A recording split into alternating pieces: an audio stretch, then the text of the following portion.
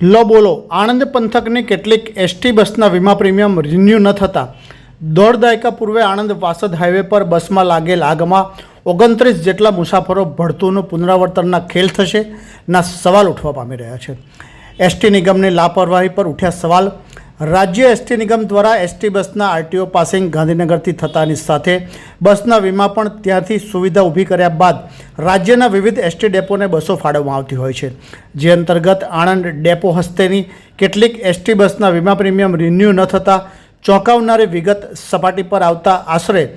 દોઢ દાયકા પૂર્વે આણંદ વાસદ હાઈવે પર બસમાં લાગેલ આગમાં 29 જેટલા મુસાફરો ભડથુંનું શું પુનરાવર્તનના ખેલ એસટી નિગમની લાપરવાહી પર સવાલ ઉઠવા પામ્યાનું જાણવા મળ્યું છે। પ્રાપ્ત વિગતો અનુસાર મુસાફરોના આવાગમન માટે રેલવે તથા એસટી બસ પ્રાથમિકતા હોય। રાજ્ય સરકાર દ્વારા એસટી બસની ખરીદી કર્યા બાદ તેનું આરટીઓ પાર્સિંગ તથા વીમા પ્રીમિયમ ગાંધીનગરથી કરવામાં આવતું હોય છે, જે બાદ રાજ્યના વિવિધ એસટી ડેપોને બસની ફાળવણી કરવામાં આવતી હોય છે, જે અંતર્ગત આણંદ એસટી ડેપોને પણ ફાળવણી કરવામાં આવ્યા બાદ કેટલીક એસટી બસના વીમા પ્રીમિયમ રિન્યૂ ન થયાની ચોંકાવનારી વિગત સપાટી પર આવતા